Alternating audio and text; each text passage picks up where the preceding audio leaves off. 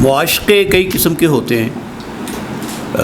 انسانوں سے معاشقے ہوتے ہیں، نظریات سے معاشقے ہوتے ہیں، اور وسائل سے معاشقے ہوتے ہیں.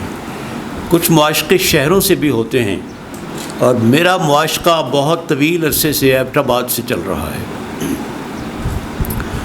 ایبٹ آباد میرے لیے ایک میرا محبوب ہے یا معشوق کہہ لیں.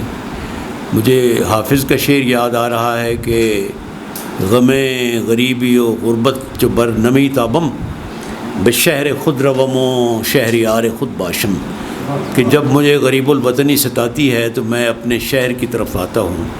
تو میں بھی جب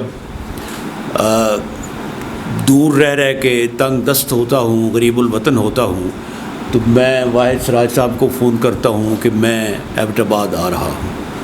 تو یہاں آ کر مجھے جو سکون ملتا ہے اپنے گاؤں کی مٹی کے بعد، مجھے یوں لگتا ہے کہ سب سے زیادہ میری وابستگی جو ہے اور جو میرا جو تعلق خاطر ہے وہ ایبٹ آباد سے ہے. اور اس کی وجہ شاید یہ ہے کہ ایبٹ آباد میں لوگ ایسے رہتے ہیں. وہ زبیر جعفری نے کہا تھا کہ کوئی رومی، کوئی حافظ، کوئی اقبال پیدا کر کہ شہروں کی بڑائی ان کے میناروں میں ہوتی ہے.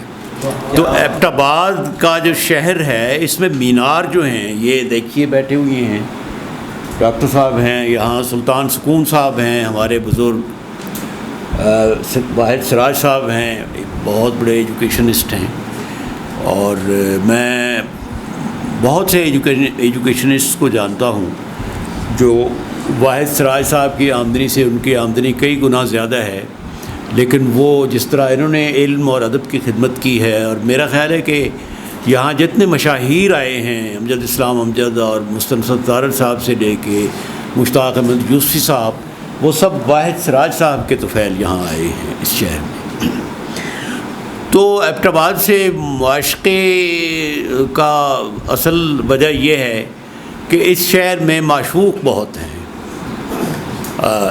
واحد سراج صاحب ہیں، احمد مجاہد صاحب ہیں، میجر امان اللہ صاحب ہیں. یہ ایسے لوگ ہیں کہ مجھے ان کی مثال پاکستان میں اور کہیں نہیں ملتی. جس کو کہتے ہیں نا کہ فلانا بندہ بڑا جھلا ہے، تو وہ جو جھلا ہوتا ہے نا وہ اصل میں عقل مند ہوتا ہے. تو یہاں جو جھلے جتنے مجھے ایبٹ آباد میں ملتے ہیں، مجھے اتنے عقل مند لوگ پاکستان کے دوسرے مقامات پر نہیں ملتے. اور دعا ہے کہ ان جھلوں کی وجہ سے ایبٹ آباد ہمیشہ آباد رہے، شاد رہے.